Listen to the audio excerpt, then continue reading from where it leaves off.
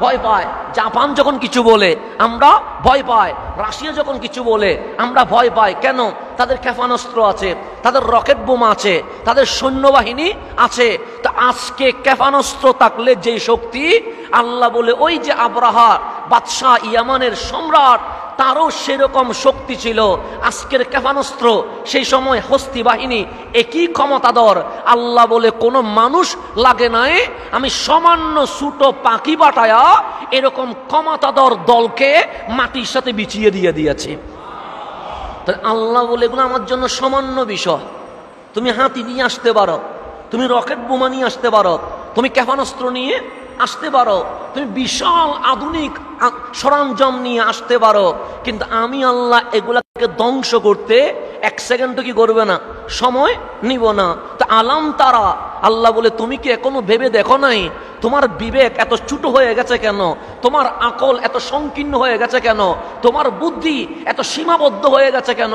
তুমি অমুককে ভয় পাচ্ছ, তুমি অমুকের অস্ত্রের ঝনঝনানিতে সুখের পানি ছেড়ে দিচ্ছ, তুমি অমুকের শক্তির কাছে ঈমান বিক্রি করে দিচ্ছ।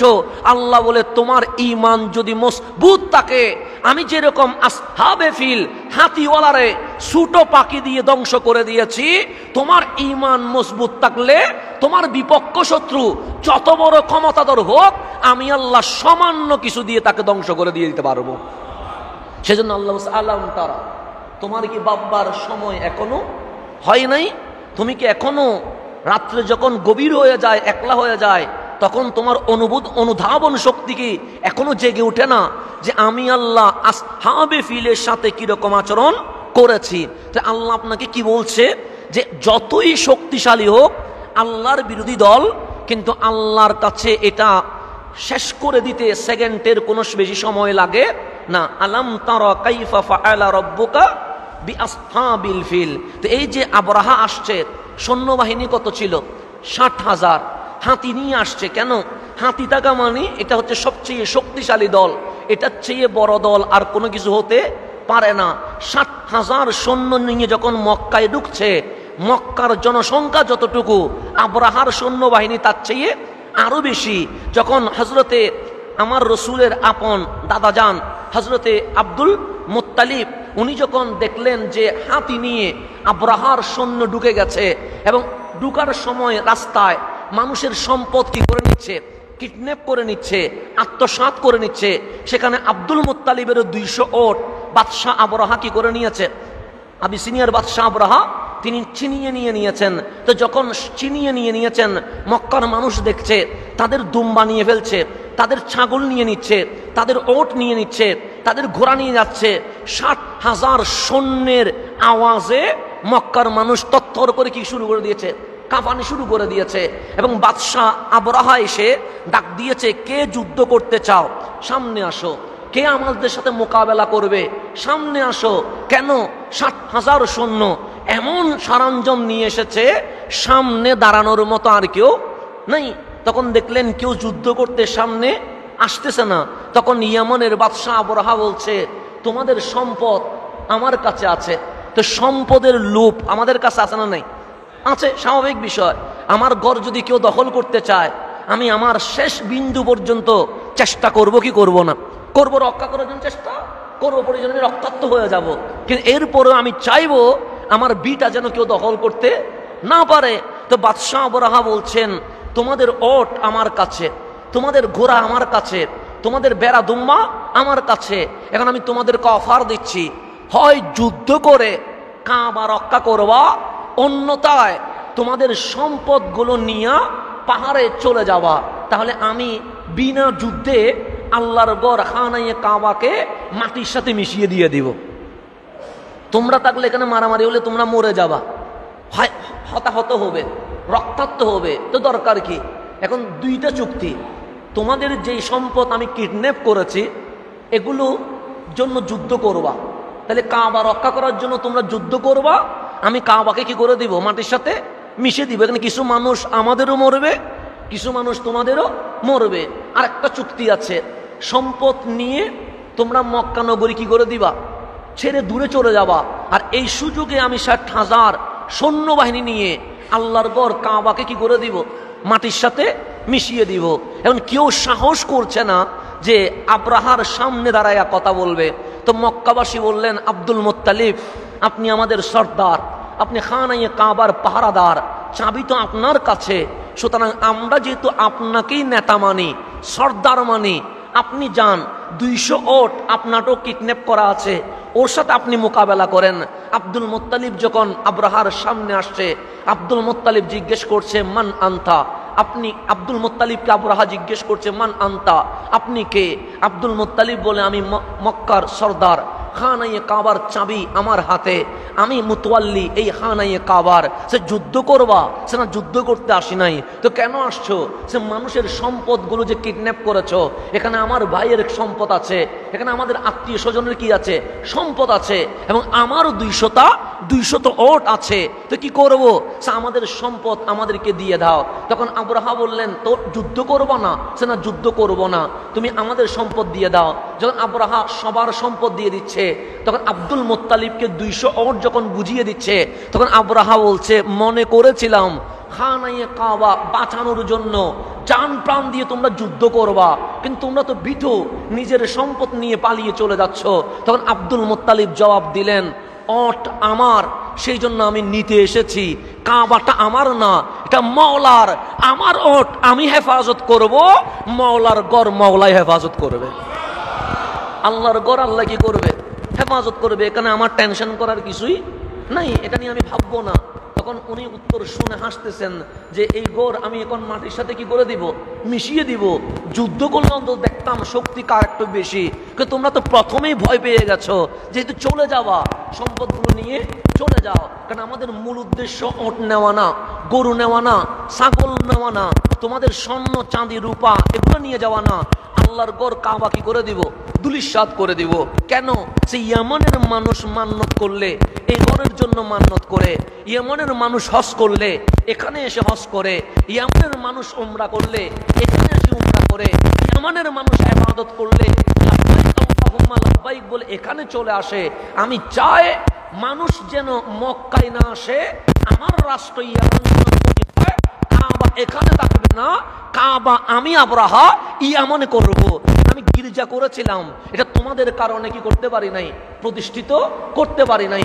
আমি কাবার চেয়ে সুন্দর ঘর বানিয়েছিলাম যেন মানুষ সেখানে তাওয়াফ করে, কিন্তু তোমরাই করে এই ঘরের পবিত্র নষ্ট করে, যেহেতু আমি প্রতিষ্ঠিত করতে পারি নাই।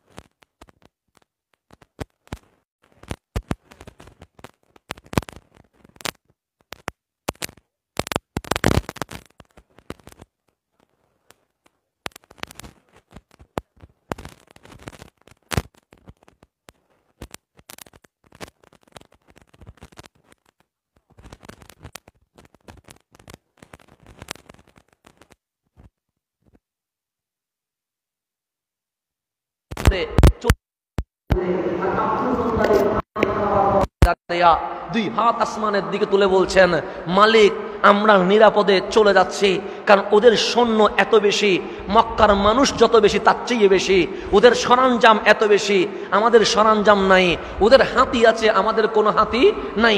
মালিক আমরা পারবো না বলে সারেন্ডার করেছি। গড় যেহেতু তোমার আমানতে হেফাজতে দিয়ে দিয়েছি, যদি বাইতুল্লাহটা হক হয়, গড় যদি তোমার হয়, আমরা যেতে দেরি, আযাব আসতে যেন দেরি না হয়। এটা ঘোষণাকার আব্দুল মুত্তালিব বলতেছেন যে আমরা যেতে দেরি, আযাব আসতে যেন কি না হয়, দেরি না হয়। তো আল্লাহ কোরআনে বলছে, আলাম ইয়াজআল কাইদাহুম ফি তাদলিল, হাবিব তাদের যে কৌশল ছিল, তাদের যে ষড়যন্ত্র ছিল, সেটাকে আমি ব্যর্থ করে দেই নাই। আলাম ইয়াজআল কাইদাহুম ফি তাদলিল, কাইদাহুম মানে তাদের কৌশল, তাদের ষড়যন্ত্র যেটা ছিল সেটাকে আমি তাদলিল ধ্বংস করে দেই নাই। এখন একটু গভীরভাবে খেয়াল করবেন, এটা প্ল্যানিং কার বিরুদ্ধে? আল্লাহর বিরুদ্ধে। গরকা আল্লাহর, ধ্বংস করবে কে? আব্রাহা। তাহলে যুদ্ধটা কার বিরুদ্ধে? আল্লাহর বিরুদ্ধে, আমার বিরুদ্ধে না, আপনার বিরুদ্ধে না, বাংলাদেশের বিরুদ্ধে না, বিরুদ্ধে কার? আল্লাহর। তো আল্লাহ তো দেখছে আবরাহা বাইতুল্লাহর বিপরীতে একটা কি বানাচ্ছে, ঘর বানাচ্ছে। তা আল্লাহ তো শুরুতে যদি ধ্বংস করে দিতেন, ওরা কি মক্কায় আসতে পারত? আল্লাহ কিছু করে নাই। আব্রাহাম মানুষকে ডাকছে মক্কায় যাইও না, আমার গির্জায় এসো, কিন্তু আল্লাহ তখন কি ধ্বংস করছে? করে নাই। কিন্তু মক্কার কোন একটা মানুষ রাতের অন্ধকারে তার গির্জায় বাথরুম করে দিয়েছে, অপমান করেছে। এরপরে কিছু মানুষ ইয়ামানে ব্যবসা করতে আসছে, দেখলেন ইয়ামানবাসীকে চাপ দিচ্ছে যেন মক্কায় কাবায় না গিয়ে এই ঘরের কি করে তাওয়াফ করে, তারা এটাতে আগুন জ্বালাই দিছে। কিন্তু আল্লাহ পক্ষ থেকে কোনো শাস্তি কি আসছে? আল্লাহ তো ঘর এটা ধ্বংস করে দেয় নাই, এটা করছে মক্কার মানুষ। তো ও ঘর বানাইছে, আল্লাহ কিছু বলে নাই। ও ঘরের মধ্যে মানুষকে বাধ্য করছে মক্কার কাবায় ইবাদত করার দরকার নাই, আমার গির্জায় পূজা করতে হবে, আল্লাহ কিছু বলে নাই। এরপরে তার রাগ আরো বেড়ে গেছে, সে সৈন্যবাহিনী ঠিক করছে 60,000। আল্লাহ চাইলে তখন প্ল্যানিং শেষ করতে পারতো কি পারতো না? পারতো, কিন্তু আল্লাহ কিছুই করে নাই। ওই 60,000 মানুষকে সরঞ্জাম মানে অস্ত্র লাগছে, অস্ত্র হাতে তুলে দিয়েছে, আল্লাহ তখনও কিছু করে নাই। আবার হাতি সংগ্রহ করেছে, ঘোড়া সংগ্রহ করেছে, এইভাবে করে গাঁদা সংগ্রহ করেছে, আল্লাহ তখনও কিছু করে নাই। বাহিনী ইয়ামান থেকে কোন দিকে রওনা দিয়েছে? মক্কায় রওনা দিয়েছে, আল্লাহ কি তখনও কিছু করছে? করে নাই। মক্কার সীমানার ভিতর ঢুকে গেছে, আল্লাহ তখনও কিছু করছে? করে নাই। আস্তে আস্তে সাফা পর্বত অর্থাৎ হানায়ে কাবা থেকে আর 20 হাত দূরত্বে চলে এসেছে, এখন হামলা করবে, ওই পর্যন্ত চলে এসেছে। আব্রাহাম মক্কার মানুষকে ডাকছে এসো, সাহস থাকলে যুদ্ধ করব, তখনও আল্লাহ কিছু করছে? করে নাই। তো এখন আপনি বলবেন মালিক চাইলে আব্রাহাকে সর্বপ্রথম ইয়ামানে যখন গির্জা বানাচ্ছে তখন শেষ করতে পারত, কিন্তু আল্লাহ করে নাই। গির্জা বানানোর পর মানুষকে বাধ্য করছে কাবায় যাওয়া যাবে না, আমার গির্জায় তাওয়াফ করতে হবে, তখনও আল্লাহ কিছু করে নাই। সৈন্যবাহিনী সংগ্রহ করছে, তখনও আল্লাহ কিছু করে নাই। সৈন্যবাহিনীকে ট্রেনিং দিয়েছে, তখনও আল্লাহ কিছু করে নাই। অস্ত্র হাতে তুলে দিয়েছে, তখনও আল্লাহ কিছু করে নাই। বিশাল সৈন্যবাহিনী যখন মক্কায় ঢুকে গেছে, মক্কার মানুষ বলছে তাদের সাথে আমরা কখনো পারবো না, স্বীকার করেছে যে আমরা পারবো। যেমন এখানে যদি 1000 মানুষ যদি বলে যে আমরা আপনাদের বিরুদ্ধে যুদ্ধ করব, আমরা যদি 200 মানুষ থাকি তখন আমরা অটোমেটিক স্বীকার করব আমরা কখনো পারবো না, এটা স্বীকার করবো। কারণ 200 আর 1000 জীবনে কখনো পারবে? পারবে না। তো মক্কার হযরতে আব্দুল মুত্তালিব থেকে শুরু করে একদম নিম্ন লেভেলের মানুষ পর্যন্ত সবাই স্বীকার করে নিয়েছে ওদের সাথে আমরা কখনো পারবো না, স্বীকার করেছে, তখনও আল্লাহ কিছু বলে নাই। তাহলে এখন আপনি যখন দেখবেন কারো শক্তি আস্তে আস্তে করে বাড়ছে, আল্লাহ কিছু করছে না, তখন এই কথা বলার সুযোগ নাই আল্লাহ করছে না কেন। যেমন ফিলিস্তিনের উপর ইসরায়েল হামলা করছে, কি করছে না? করছে। আল্লাহ কি কিছু করছে? করেন। আসলে কয় বছর, কিন্তু আল্লাহ এখনো কিছু করে নাই। দুধের বাচ্চার উপরে বোমা পড়ছে, আল্লাহ কিছু করে নাই। ওরা গাজার মানুষ না খায়া চামড়ার হাড্ডি কি হয়ে গেছে, মিশে গেছে, আল্লাহ কিছুই করে নাই। দুর্ভিক্ষের কারণে নিজের কবর নিজে করতে শুরু করেছে, আল্লাহ কিছু করে নাই। কেন? আল্লাহ বলে সুযোগ দেওয়া মানে ছেড়ে দেই নাই। দুইটা জিনিস দিয়েছি, এক তওবা করার সুযোগ দিয়েছি, দুই অপরাধ যখন করেছে অপরাধ বাড়ানোর সুযোগ দিয়েছি, যাতে এত বেশি করে যেন জীবনে কখনো মাফ করা না যায়। আল্লাহ কাউকে অপরাধ করতে দিলে সুযোগ কয়টা দেয়? দুইটা সুযোগ দেয়। যেমন আমি পাপ করতেছি, আল্লাহ আমাকে সুযোগ দিচ্ছে। আমার রাতের অন্ধকারে এমন কিছু দেখি যেটা মা বাবার সামনে দেখা যাবে যাবে না, এরকম অনেক কিছু হয় কি হয় না? হয়। যেন আমরা যারা কম্পিউটার ইউজ করি, আমাদের বেডরুম যখন কম্পিউটার রাখি, আমরা এমন কিছু দেখতেছি, হঠাৎ আমার মা ঢুকে গেছে, আমি আস্তে করে কি করে দিই, স্কিপ করে দিই, কম্পিউটারটা আস্তে করে বন্ধ করে দিই। কেন? আমি এমন কিছু দেখছি যেটা আমার মার পক্ষে দেখা সম্ভব নয়। আমি রাত্রে যখন লাইট বন্ধ করে মোবাইলে কিছু দেখছি, হঠাৎ আমার বাবা লাইট দেওয়া শুরু করছে, আমি আস্তে করে মোবাইলটা কি করে দিয়েছি, বালিশের ভিতরে ঢুকিয়ে দিয়েছি। কেন?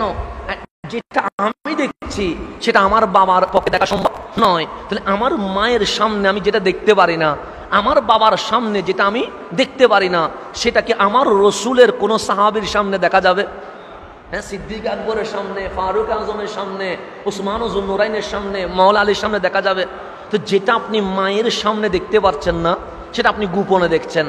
যেটা আপনি বাবার সামনে দেখতে পাচ্ছেন না, সেটা আপনি গোপনে দেখছেন। যেটা আপনি সাহাবীর সামনে দেখতে পাচ্ছেন না, সেটা আপনি গোপনে দেখছেন। আপনি কি এটা জানেন না আল্লাহর রসুল কি বলেছেন? উরিদাত আলাইয়া আমালুকুম, উম্মত আমি মরে পৌঁছে যাই নাই, যদিও বা দুনিয়ার সফর শেষ করে রওজার সফরে চলে গেছি, কিন্তু শুনে রেখো তোমাদের প্রত্যেকটা আমল ভিডিও চিত্রে আমি নবীর রওজায় উপস্থাপন করে দেওয়া হয়। আপনি যে রাত্রে যা দেখছেন, আপনার মা ঢুকছে বিদায় আপনি কি করে দিয়েছেন? বন্ধ করে দিয়েছেন। আপনার বাবা ঘরের দরজা খুলছে বিদায় আপনি মোবাইল বালিশের তলে নিয়ে দিয়েছেন। তো যেই জিনিস আপনি দেখছেন যেটা আপনার মা বাবা দেখতে পারে না, আর রসুল বলছে উরিদাত আলাইয়া আমালুকুম, তোমাদের সমস্ত আমল আমি নবী দেখি।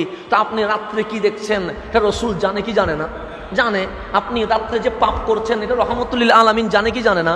জানে। তো যেই জিনিস আপনি দেখছেন এটা রসুল সামনে আপনি দেখতে পারবেন না। তো যেটা রসুলের সামনে দেখতে পারবেন না, আপনার মালিক বলছে ইজা সাআলাকা ইবাদি আন্নি ফাইন্নি করিব, হাবিব আমার বান্দা যখন বলবে মালিক কই, তারে বলেন আমি তার শাহী রগের আরো কাছেই আছে। আল্লাহ বলছে আমার শাহী রগের আরো কাছে আছে। কে? আল্লাহ। তা আপনার মা দরজা দিয়ে ঢুকছে বিদায় আপনি কম্পিউটার কি করে দিয়েছেন? বন্ধ করে দিয়েছেন। আপনার বাবা লাইট দিয়েছে বিদায় আপনি মোবাইল বালিশের ভেতরে রেখে দিয়েছেন। আল্লাহ বলে আমার লাইটও দিতে হয় নাই, দরজাও খুলতে হয় নাই। ফাইন্নি করিব, আমি তো তোর শাহী রগের আরো কাছে আছি। তা আপনি মালিকের সামনে এগুলো কেমনে দেখতে পাচ্ছেন? চোখের লজ্জা হায়া কোথায় চলে গেছে? কানের লজ্জা হায়া কোথায় চলে গেছে আমাদের? সেজন্য আমাদের ঈমান এত দুর্বল হয়েছে, আমরা এত দুর্বল পর্যায়ে পৌঁছে গেছি। আল্লাহ যে আমাকে দেখছে এই বিশ্বাস এখন আমাদের মাঝে নাই। সেই জন্য তো আমি শরাব কানায় যাচ্ছি, সেই জন্য আমি জেনাবে বিচারে যাচ্ছি, সেই জন্য আমি পার্কে গুনাহ করছি, সেই জন্য আমি রাতের অন্ধকারে মোবাইলের মধ্যে কি করছি, এমন কিছু দেখছি যেগুলা সবার সামনে দেখা যায় না। যদি এই বিশ্বাস আমাদের থাকতো যে আমার আল্লাহ দেখছে, জীবনে কখনো এই পাপ করা যাইতো না। সেই জন্য সুফিয়ানে কারাম, যাদেরকে আহলে তাসাউফ বলা হয়, তারা সবক সর্বপ্রথম 3টা সবক দেয়। কয়টা সবক? দুনিয়াতে চলতে গেলে আপনাকে 3টা জিনিস মনে রাখতে হবে। কয়টা জিনিস? 1 নম্বর, আমার মুখে বলেন আল্লাহু মাই, আল্লাহু মাই, আল্লাহ আমার সাথে আছে। আল্লাহ কার সাথে? আমার সাথে আছে। এটা কয় নাম্বার? 1 নাম্বার। আপনাকে বুঝতে হবে, জানতে হবে, বিশ্বাস করতে হবে, ইয়াকিন রাখতে হবে আল্লাহু মাই, কেউ যখন আমার পাশে নাই, আমার পাশে আছেন কে? 2 নাম্বার, আল্লাহু ইয়ানজুরু ইলাইনা, আল্লাহ আমাদের যা কিছু করছি সবগুলো দেখতে পাচ্ছেন। এটাকে আল্লাহ আল্লাহ দেখতে পাচ্ছে কি পাচ্ছে না? আমরা যে মসজিদে কে কখন ঢুকছি আল্লাহ কি জানে না? জানে তো। আল্লাহু ইয়ানজুরু ইলাইনা, 24 ঘন্টা আমার মালিক আমাদের দিকে তাকিয়ে আছে। কেন? আপনি যখন আয়াতুল কুরসি পড়ছেন, আল্লাহু লা ইলাহা ইল্লা হুয়াল হাইয়ুল কাইয়ুম, তারপর কি লা তাখুযুহু সিনাতু ওয়ালা নাম, আমি ঘুমিয়ে গেছি, আমার ছেলে কি করছে আমি দেখছি না, আমি ঘুমিয়ে গেছি, আমার ওয়াইফ কি করছে আমি দেখছি না, আমি ঘুমিয়ে গেছি, আমার বন্ধু কি করছে আমি দেখছি না। আল্লাহ লা তাখুযুহু সিনাতু ওয়ালা নাম, তুমি ঘুমানোর কারণে, তুমি জব করার কারণে, তুমি ফ্যাক্টরিতে যাওয়ার কারণে তোমার পরিবার কি করছে তুমি দেখতে পাচ্ছ না, কিন্তু আমি ঘুমাইও না, তন্দ্রাও যাই না, আমি 24টা ঘন্টা আমার বান্দা কি করে সেই দিকে তাকিয়ে আছি। তাহলে 1 নাম্বার আল্লাহ আমাদের সাথে আছেন। 2 নাম্বার আল্লাহু ইয়ানজুরু ইলাইনা, আল্লাহ আমাদের দিকে কি আছে? তাকিয়ে আছে, দেখে আছে। 3 নাম্বার আল্লাহু শাহিদুন আলাইনা, আল্লাহ আমাদের সমস্ত কাজের উপর কি আছে? সাক্ষী আছে। সাক্ষীকে আল্লাহ। দুনিয়ার সব মেমোরি ডিলিট করে দিতে পারবেন, দুনিয়ার কম্পিউটার ভেঙে ফেলতে পারবেন, কিন্তু আল্লাহ বলছে আমার কম্পিউটার কখনো ভাঙা যাবে না। যাবে নাকি? যাবে না। আল্লাহ বলছেন আমি সব কিছু দেখতে পাচ্ছি, তুই কোনটা গোপন করবা, কোনটা তুমি আমার থেকে ছেড়ে দিয়ে চলে যাবা। সেজন্য কারো শক্তি যদি বেড়ে যায়, আল্লাহ বলে ভয় পাওয়ার কিছুই নাই। যখন কেউ পাপ করে আমি পাপ করার সুযোগ আরো বাড়াই দিই, পাপ করার কোয়ালিটিগুলো কি করে দিই? সহজ করে দিই। আপনি যখন ইবাদত করতে চাইবেন, আল্লাহ আপনার ইবাদতের দরজা কি করে দিবে? সহজ করে দিবে। আপনি 5 ওয়াক্ত নামাজ অনেকের জন্য কষ্ট হয়, ফজর অনেকে পড়তে পারি না, জোহর অনেকে ছেড়ে দেই, আসর অনেকে পড়তে পারি না, কিন্তু যে নিয়ত করে আমি ফজর পড়বো, আল্লাহ তাকে তাহাজ্জুদ পড়াটা পর্যন্ত সহজ করে দিয়ে দেয়। যারা করে ওদেরকে জিজ্ঞেস করেন, যারা নিয়ত করে যে আমি ফজর পড়বো, দেখবেন যে আল্লাহ ওকে তিনটায় জাগ্রত করে দেয়, ও তিনটায় উঠে যায়। ও নিয়ত করছে কিসের? ফজরের। আল্লাহ বলছে শুধু ফজর পড়বি কেন? আমি না রাত 3টায় তোকে ডাকছি, তোর কি লাগবে আমাকে বল, তোর কি কি সমস্যা আছে লিস্টগুলো আমাকে দে, শুধু ফজরে উঠবি কেন?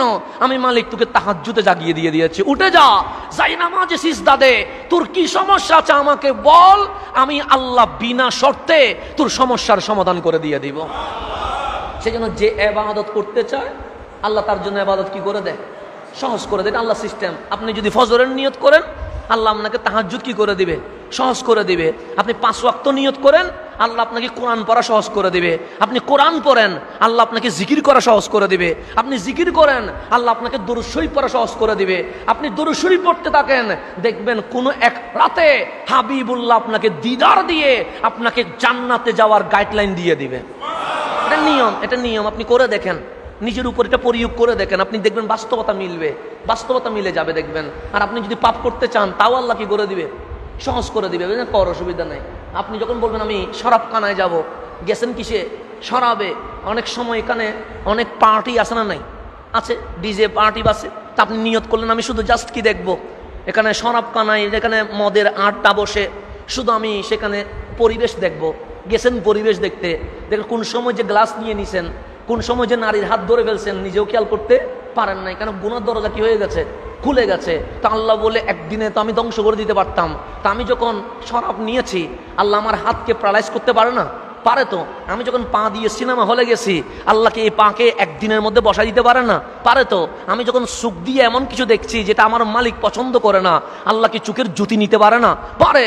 আল্লাহ বলে না, তোকে পাপ কাজ আমি সহজ করে দিব। তখন আমি পাপ করছি কেন? আল্লাহ বলে দুইটা জিনিস, হয়তো পাপের পর ফিরে আসবি, অন্যথায় পাপ এমন বাড়বে তুই বেঈমান হয়ে মারা যাবে। কয়টা জিনিস? দুইটা। তাহলে সেই জন্য পাপ যখন করবেন, আল্লাহ রসুল সিস্টেম শিখিয়ে দিয়েছে। আমরা মানুষ, আমাদের পক্ষে পাপ করা কি হয়? স্বাভাবিক। এটা নিজের নফসানিয়তের ভিতরে আছে। ফেরেশতা আল্লাহর ইবাদত করে কি করে না? তাদের খেয়াল কি ডানে বামে যায়? আমার খেয়াল নামাজে যখন দাঁড়ায়, আমার খেয়াল কোথায় চলে যায়? ডানে বামে চলে যায়। স্বাভাবিক। এটা আপনারও হয়, এটা খতিবেরও হয়। আপনি যদি মনে করেন শুধু এটা মুসল্লির হয়, খতিবের হয় না, এটা মিথ্যা কথা। আমিও যখন নামাজে দাঁড়ায়, আমার মনও কোন দিকে চলে যায়? ডানে বামে চলে যায়। আপনিও যখন নামাজে দাঁড়ান, আপনার মনও কোথায় চলে যায়? ডানে বামে। কিন্তু ফেরেশতাদের মন কি ডানে বামে যায়? যায় না। কেন? আল্লাহ ওনাদের ভেতরে নফস দেয় নাই, ওনাদেরকে শুধু কলব দিছে, যেই কলবে শুধু মাওলার জিকির হয়। সেজন্য ওনারা বলছেন, মাওলা মানুষ বানাবা কেন? ইউফসিদু ফিহা ওয়া ইয়াসফিকুদ দিমা ওয়া নাহনু নুসাব্বিহু বিহামদিকা ওয়া নুকাদ্দিসু লাক। আমরা তো তোমার তাসবিহ পড়ি, তোমার পবিত্রতা বয়ান করি, এমন তাসবিহ পড়ি আমাদের মন ডানে বামে যায় না। তো আল্লাহর যদি ইবাদত পাওয়া এত ভালো লাগতো, ফেরেশতা দিয়ে হইতো, আর কোনো মানুষ বানানো দরকার নাই। আপনার কলবের চোখ যেটা আছে, আমাদের এটা নষ্ট হয়ে গেছে। আপনার দোকানের ডেকচি আছে না? নাই আছে। এটা যখন প্রথম দিন চুলাই দেন, তখন স্টিল জিকজিক করে, কিন্তু 2-3 দিন যাওয়ার পরে তেল যখন গরম হয়, এটা কি হয়ে যায়? তলাটা কি হয়ে যায়? কালো হয়ে যায়। এটা যখন আপনি বারবার ধুইবেন, দেখবেন যে ডেকচির পিছনের যে চকচক এটা থেকে যায়। কিন্তু আপনি যখন প্রতিদিন এটাতে তেল গরম করতে থাকেন, 2-3 মাস পরে ডেকচির তলাটা কি হয়ে গেছে? কালো হয়ে গেছে। আর স্টিল নাই। 1 বছর পরে কালোটা এমন কালো হয়ে গেছে, এখানে যতই আপনি পাউডার দেন, যতই কেমিক্যাল ইউজ করেন, এটা কি সাদা হওয়া সম্ভব না। তো আমাদের কলবটা হচ্ছে স্টিলের মতো কি করে? চকচক করে। কিন্তু যখন অহংকার, হিংসে, বিদ্বেষ, পাপ, অপরাধ এগুলো যখন করি, বিন্দু বিন্দু কালো কি লাগে? দাগ লাগে, যেমন ডেকচির তলায় লাগে। এত বেশি গুনাহ করে ফেলি, ওই ডেকচির কালো তলা যেরকম পরিষ্কার করা যায় না, কলবও সেরকম কি হয়ে গেছে? কালো হয়ে গেছে। এখন আর কিছু দেখি না, চোখ বন্ধ করলে কি দেখি? অন্ধকার দেখি।